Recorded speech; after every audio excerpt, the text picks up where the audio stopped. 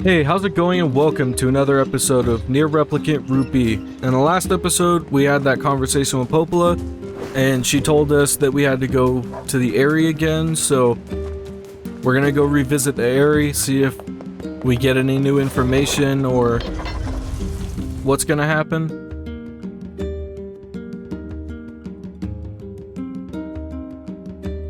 I don't know, I'm very interested to see where this goes. They keep sneaking in little bits of extra lore every now and then, and every time it's a surprise. Up a mercantile. They must have truly opened their minds. Sorry, I had to adjust my audio and stuff real quick. Man, really? Am I really dropping frames already? Aren't you glad to be going back home, Kaine? At home? Place is a shithole. I'll never understand why this happens. Kaine. We'll protect you. I got me taken care of. Worry about protecting yourself. Ooh, the village. It's home to so many terrible widow memories, isn't it, Kaine? Oh shit. See, like that, they're just sneaking in little bits of info. Does that mean that the town from the opening of Rupee, where it's like Kaine's childhood and stuff, does that mean that it's actually that she's from the area? We do not desire needless conflict. Is that accurate? Because holy shit. Continue to live with humans, then we can continue to live peacefully. What does that mean? Young man will come. Yes. The young man. Oh, because they're shades, I remember. He will kill us all. Women and children included. What should we do? What can... Oops, I didn't mean to skip that.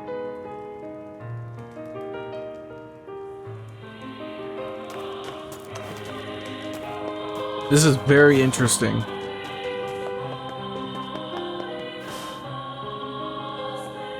Oh, there's the painting and the wreath of flowers. This makes so much sense why those things are there now. Fascinating. Damn, having those little bits of extra info makes everything so much more impactful. Alright, let's go slaughter this village, I guess. I don't know what else we're gonna do here. I'm pretty sure that's what part we're on, right? I could be wrong. Yeah, because it's the sacrifice one. Oh, fuck. I just realized what's about to happen. I remember.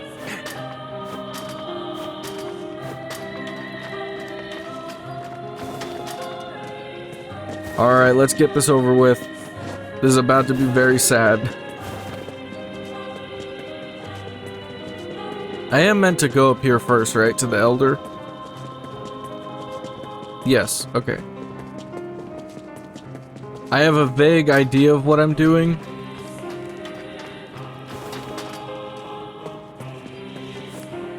Hello?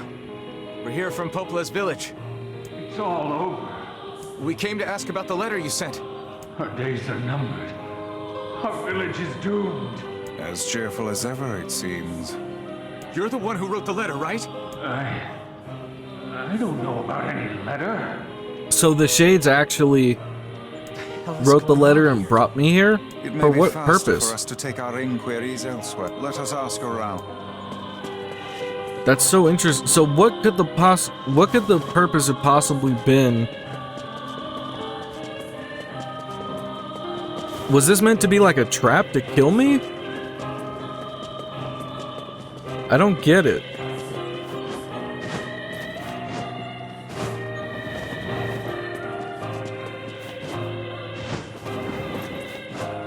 I'm pretty sure I have to go over here to talk to somebody. That person right there. I'm not even gonna bother looking for anything. Oh my god, I'm dropping frames again? What is wrong with this game? I think I heard something about that. So, you know about the letter? I don't know what's going on lately with my PC. Which is it, man? Oh, and if I may ask, are you friends of Kaine? You could say that. Ah, I've heard the rumors. Here to hunt shades, are you? Indeed. Our aim is to defeat every last one. Every last one? Everyone? Everyone. Oh, I can't attack him prematurely. That would have helped. Vice! Beware, this man is a shade. Damn it! It's a trap! You guys sure Oh are damn, taking I'm your one-hitting goddamn time. everybody. 1,000 apologies. We were I'm so distracted by the strong. local welcoming party. This game just became some like a help? fucking power fantasy simulator. What happened? Love it. I didn't realize I was this strong. But not all of them. Some are still human, so be careful.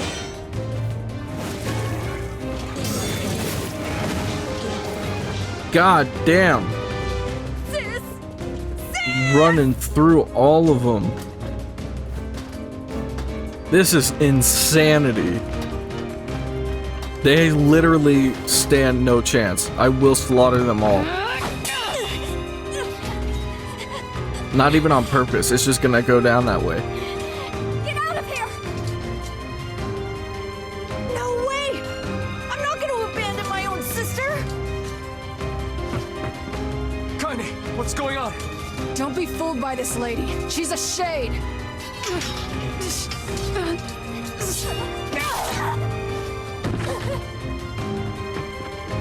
No! No!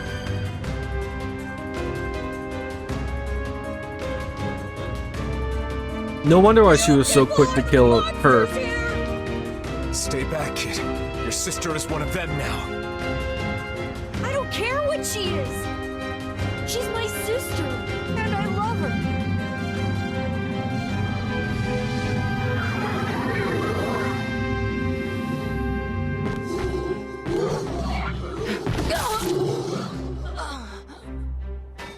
It also makes sense why she seems to be so careless about this stuff, because she really wants to die, but she knows she can't, so it makes so much sense why she just lets that shit happen to her. Because I believe 100% if she didn't want to get hit, she would have moved. Stop it! Don't hurt my sister! Your sister's already dead, kid. I'm too strong for this place.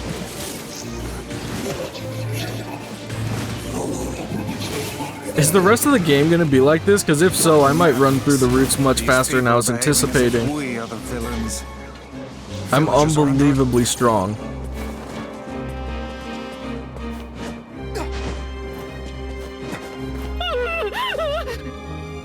What could those black swirls be? Well, I wonder, could it maybe be, I don't know, a shade? Since that's literally the only thing we've been dealing with this whole time. Even when he hit me, it did literally no damage. I am invincible. What happened? Please, I beg of you! This is insane.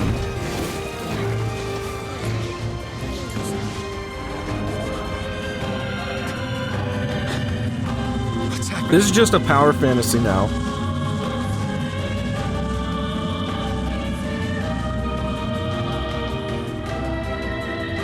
Honestly, like, he's gonna have to sacrifice himself, but because it's part of the story, but he literally doesn't even have to right now because I'm so strong I could probably kill this thing.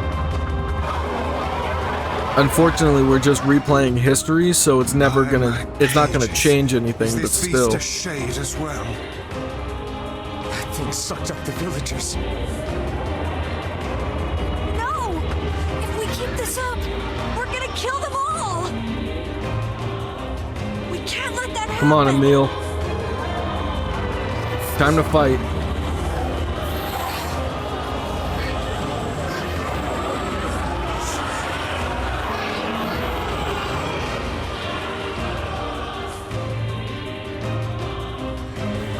I feel something from within the creature.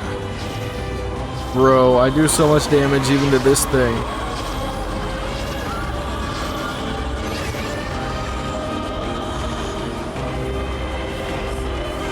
Is this the combined power of all those shades? It will take more than a barrage of magic to stop us. The first to waver is the first to die.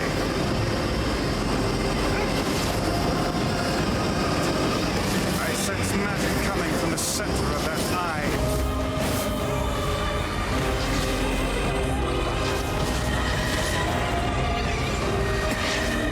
Am I doing it? Wait! I think those are actual people! Hold nothing back. Those are shades.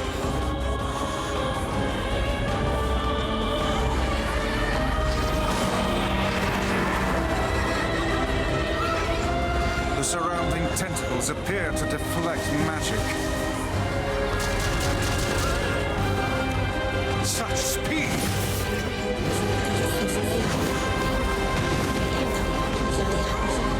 Good thing I could literally cut through these fucking enemies like fucking a knife through water. Now, focus your magic on the beast's center.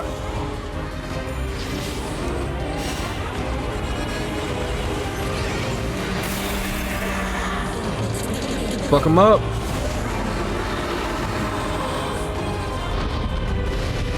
I'm kind of glad that I'm so overpowered for this playthrough of Route B, because it's making shit go by so quickly.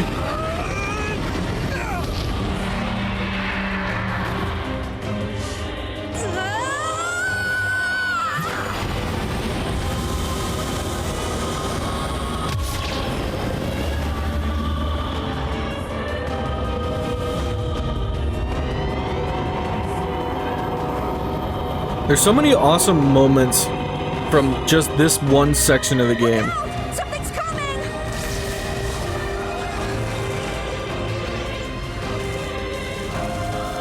Its weak point is located around the back. Try attacking it from above. I'll try if I can get there. Try to pin it down! Emil! Emil! I'll keep it busy! You really don't even have to though, Emil. That's like kind of the point. Behind! Go around and get it! Come on, Kaine, get up already. I know you won't, but still. Behind the creature at once. If I'm going, Vice, I'm going as fast as I fucking possibly can. Stop fucking nagging me. You must strike it in the eye.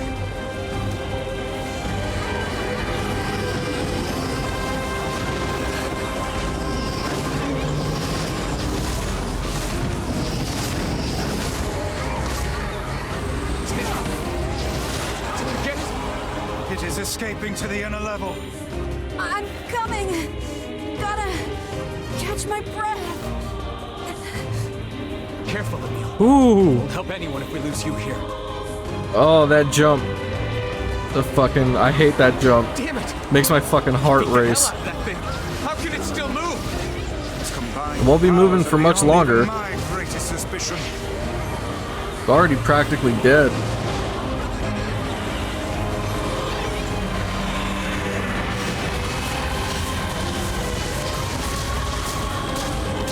Come on! Help me take it out! I'm on it. He's looks good as dead already. He has literally no health. Let's end this shit.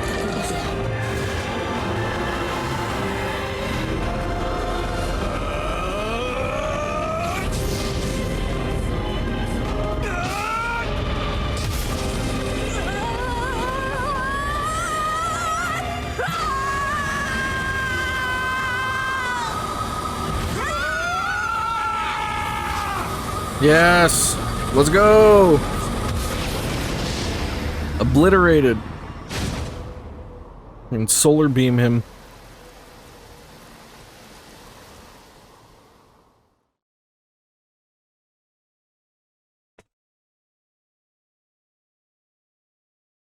Absolutely wrecked.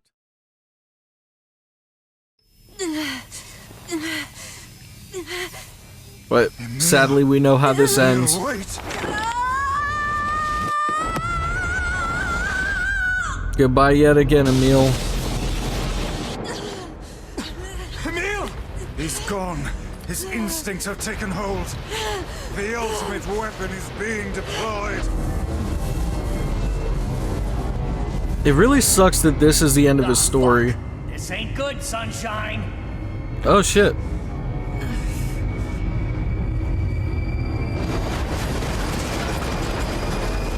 So that's how she survived, I guess?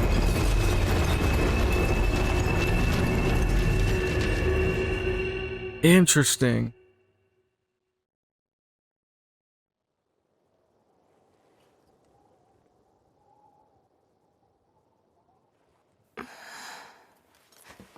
Good morning, Kaine. Sad to say you and I are the only ones left.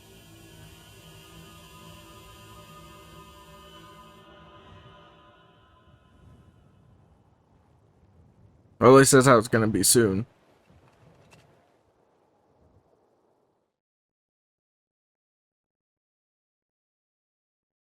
I guess I was wrong. I thought this was the part later in the story, but I was wrong. Anyway. Uncontrollable magic. I have to protect the people I love. That was my only thought as I unleashed a magic powerful enough to destroy not only the Shade, but everyone else as well. All of them. So many innocent lives. Destroy, eviscerate, crush, kill. These are the dark impulses that override all other thoughts. As a being that was created to be a magical weapon, these are my instincts. Or maybe it's better to call them our instincts. Emil's dream rampage. Oh, shit. Are we going to be diving into the... Okay. This isn't what I was expecting. Did this happen last time? I don't remember this.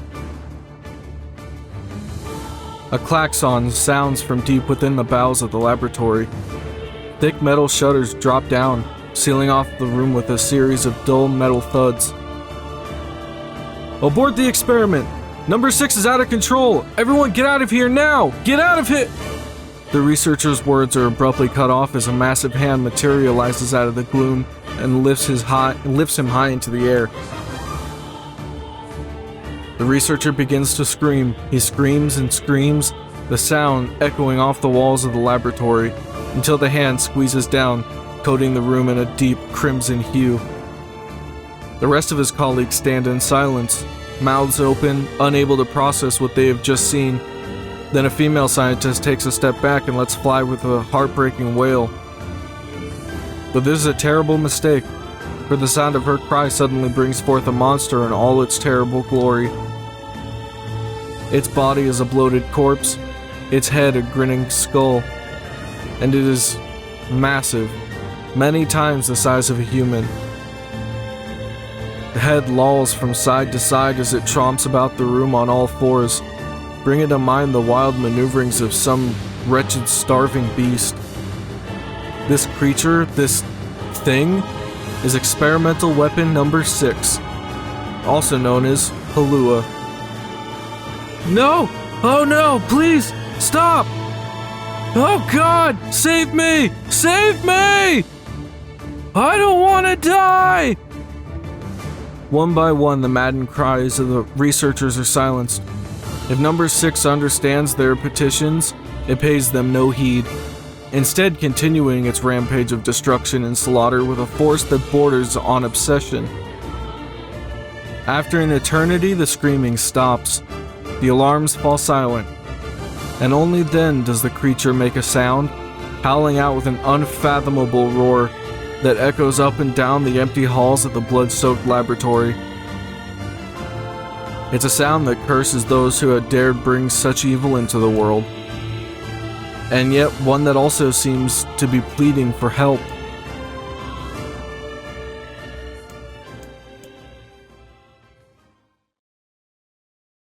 Interesting. This is not at all what I was expecting.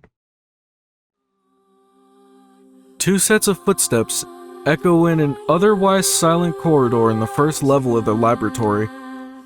One set belongs to a young boy, his eyes blindfolded and his hands restrained. The other belongs to a severe man in a long white coat. The man drags the boy along by means of a long chain attached to a set of shackles on his wrist. Rubble is scattered here and there across the floor of the corridor, making the journey an exceedingly difficult one for a boy who cannot see. Excuse me. Could you please walk a bit slower, sir? I'm not used to being blindfolded, and Rather than stopping, the man only increased his pace, causing the boy to stumble in an attempt to keep up. This last humiliation proves too much, and the boy finds himself unable to arrest his fall. Without the ability to brace himself, he topples to the floor, smashing his head on a pile of debris and causing a trickle of blood to worm its way down his pale, frightened face.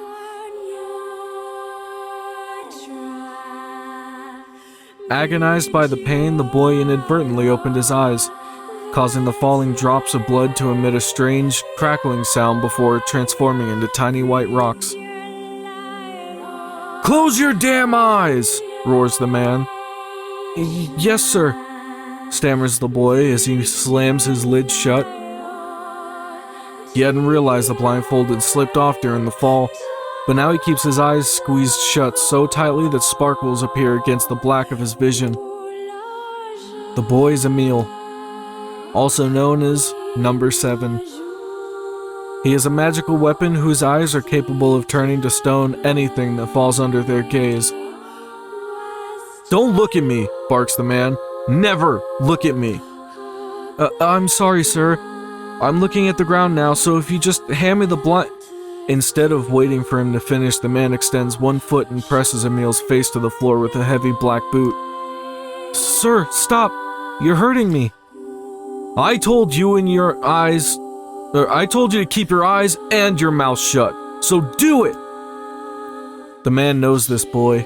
This weapon could wipe him out with a single glance, and yet subduing him this way gives him a sense of relief. After making certain the boy is sufficiently cowed, the man leans down, retrieves the blindfold, and knots it tightly around the boy's quivering head. "Right then. On your feet, let's move." Emil staggers to his feet, trying to ignore the red liquid oozing down his face. The blood doesn't matter. The pain doesn't matter. All that matters is finishing the job they had set out for him to do. The second level of the laboratory is in even worse shape than the first. The environs are littered with rubble and rock, making the thought of a decent foothold laughable. When the man's eyes linger on a section of rubble stained a deep red, he has a sudden image of warm, gooey brownies slathered in a strawberry sauce. His stomach lurches at the thought, but when he attempts to avert his eyes, they land on the remains of a human being rendered into what could only be described as paste. The man blinks. His mind goes strangely blank before attempting to determine exactly how many humans had to be sacrificed to create the scattered piles of flesh around him. After a moment, his thoughts simply cease altogether, as if his mind realized that trying to put such a thing into form is folly. "You can go the rest of the way on your own," says the man in a voice much weaker than he wishes it to be. "I mean, what does it matter? You're not even a human. You're a monster." With this, the man spins around and dashes back down the hall. Helpless Emil simply listens as the footsteps of his erstwhile captor fade into the distance. Emil finds himself alone in his room, with a stench of death and blood. For a moment, he considers opening his eyes, but the thought of the horrors that await him quickly squash this plan. Instead, he stands still and listens intently. Eventually, a far-off sound reaches his ears. That's the howl I heard before. Emil resumes walking, using the sound of the distant voice to guide him, almost as if it was calling him home. By the time Emil reaches the third level, he is moving on memory as much as sound. His hands and face are covered in fresh wounds from numerous falls, but every time he thinks about giving up, his mind returns to his sister. We studied together. We ate cookies together. We cried together. We laughed together. And sometimes, I was the only one who got yelled at. That's why I was never lonely. Our being together allowed me to stay strong. For Emil, his sister was all he had to live for. So holding that feeling close to his chest, he presses on, one slow step after the other. Finally, Emil finds himself drawing close to a certain experimental chamber in the deepest parts of the laboratory. The howl is very close now, and as he touches the switch that controls the door, he thinks about his mission. Number 6 is the ultimate weapon. She is his sister, and he must turn her to stone. The door slowly opens, revealing the massive interior of the experimentation chamber. After a few steps, Emil removed his blindfold and slowly opened his eyes. His sister lurks before him, but she looks nothing like the girl he once knew. Instead, he sees a savage beast crawling on all fours through the shredded remains of researchers. As the thing that had been his sister stops and tilts its head in Emil's direction, he focuses his gaze on it.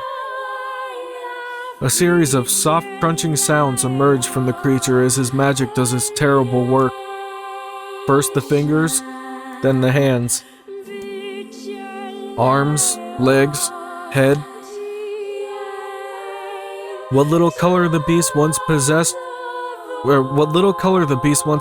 fades to a dull, ashen gray. And yet, somehow, it summons what strength remains and pulls itself towards Emil on one slow lumbering effort at a time. Wailing, the massive monstrosity closes in. Is she worried about me? Or is she coming to kill me? Emil feels prepared to accept either outcome. After all, this was his older sister, the person he had loved more than anyone else in the world. Halua, The moment Emil speaks, Number 6 comes to a sudden halt. Silence descends on the chamber as the siblings stare at each other. I'm fucking stupid, I can't read. I'm sorry, Halua. But everyone says you're too powerful. They say it's too dangerous unless I seal you away. I'm so sorry. As Emil watches her body begin to turn to stone once more, Number 6 simply waits in utter, perfect silence. I'm sorry. I'm sorry. I'm sorry. I'm sorry.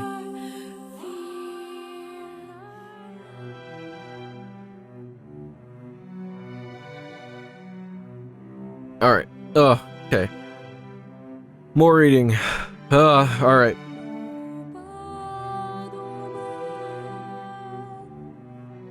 The moment Number 6 petrification is complete, her memories flood into Emil's mind. The two of them huddling together in the cold, all alone in the world, with no one to protect them. All she wanted was to save her little brother. And yet, it was that little brother who, in a sense, saved her. The moment the petrification is complete, Emil sinks to his knees. Frozen sister and a little brother racked with sin. Alone in this cold cage, the two of them weep in a single, silent voice.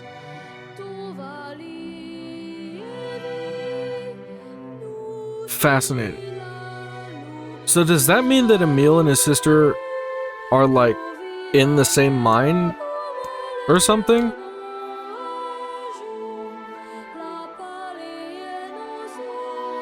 It was our combined power that destroyed the Aerie. Whole existences, entire lives, even their memories. We took it all. We took everything. My sweet, gentle sister turned into a monster, and the same thing will happen to me now that I have her power.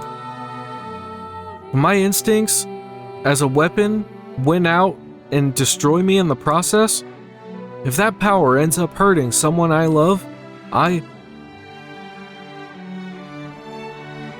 Oh, thank God, no more reading for the moment. This stuff was way more than I was expecting. Oh god. I didn't know I was gonna have to read so much today. What have I done? I killed innocent people. I killed them all. To be entirely fair though, I don't think anybody in that village was Saved us. a good or innocent person. If Oh, it well, maybe wasn't that for you, kid. we'd all be dead.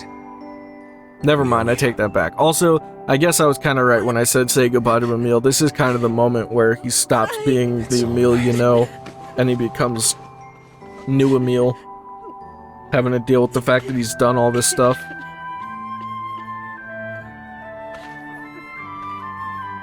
Really. Don't look back. Man, I wasn't expecting to have to read it all today, so apologies if that was all fucked up, but tried my best. Last key fragment. I think that's the last one, right? We had best be off. Yeah.